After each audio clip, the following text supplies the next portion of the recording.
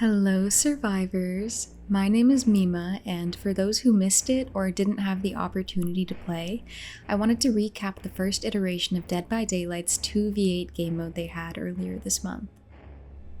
The 2v8 game mode doubled the amount of players in the typical 1v8 game mode, which fans have been asking for years.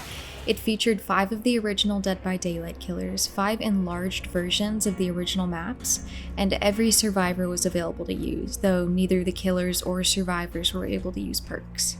Instead, killers received a special innate skill, team skill, and 2 killer skills, along with a buff to their base kit power.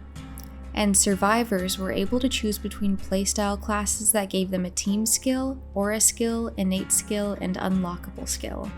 Additionally, players were not able to bring any add-ons, offerings, or items into the match, but survivors were able to search through chests on the map and got to use and keep the items that they found.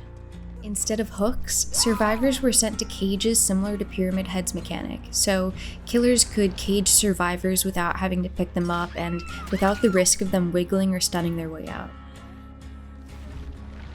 Just like hooks, survivors had 2 cage stages before they were sacrificed to the entity, and were given a self-heal ability when they were on their last cage state. In order to escape, survivors had to complete 8 of the 13 generators, which would power 3 different exit gates. And when it came down to the last 2 survivors, 2 separate hatches would spawn, and only 1 survivor could exit through each. So how balanced was it? Not very. When I was watching Behavior's announcement stream, I saw someone say that it seemed like this game mode would be half the work for the survivors and double the work for the killers, and that honestly summed it up pretty well. With only 2 killers and 8 survivors, even if each killer was in a constant chase, that would still leave 6 other survivors to be working on generators, which was tough to get a hold on. And with a 6-gen endgame setup instead of a 3-gen, it was really hard for most killers to keep up with gen pressure. Personally, I think that if they upped the amount of generators that needed to be completed and nerfed some of the survivor skills a little bit, it would be a little more balanced, but it wasn't too bad, and the games went by pretty fast anyway. Nevertheless, some killers came in with distinct strategies and some not so much. The standout killer pairings I saw were Huntress and Wraith and Huntress and Trapper, with the Wraith and Trapper almost acting as support characters.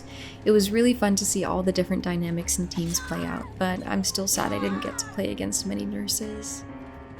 Overall, even though this game mode had its issues, it was really fun to play, and I'm glad that Behavior is cool enough to indulge in events like this. I'm sure they'll bring it back sometime in the future, and I hope that this first run gave them some affirmations and feedback for its next run. Cheers, everyone!